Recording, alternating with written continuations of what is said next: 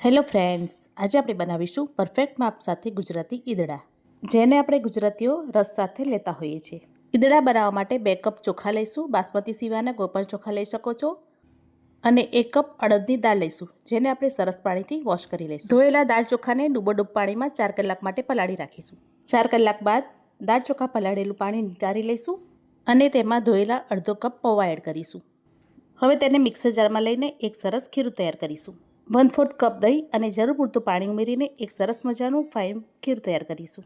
તમે જોઈ શકો છો આ પ્રમાણે એકદમ સરસ ઝીણું પીસીને તૈયાર થઈ ગયું છે.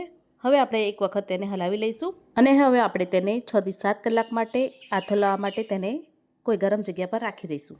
અહીં ઈદડાના ખીરામાં સરસ એવો આથો આવી ગયો છે. હવે આપણે તેમાં મસાલા કરી લઈશું.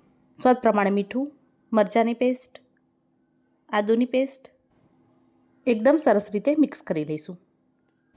હવે આપણે ઈદડા બનાવવાની તૈયારી કરીશું. જેના માટે એક નાના બાઉલમાં આપણે થોડું ખીરું સાઈડ પર કાઢી લઈશું. થોડું ખીરું કરીને આપણે ઈદડા બનાવીશું. તો એક થાળી જેટલા ખીરામાં આપણે 1 ચમચી તેલ એડ કરીશું અને ચપટી ખાવાનો સોડા ઉમેરીશું, એટલે કે કુકિંગ સોડા ઉમેરીશું અને આપણે સરસ રીતે મિક્સ કરી લઈશું. હવે તેલથી ગ્રીસ કરેલી થાળીમાં આપણે ખીરાને પોર કરીશું અને તેની ઉપર આપણે કાળા મરીનો પાવડર સ્પ્રિંકલ કરી દઈશું. હવે તૈયાર કરેલી ઈદડાની થાળીને આપણે સ્ટીમરમાં સ્ટીમ કરવા માટે 15 મિનિટ માટે રાખી દઈશું.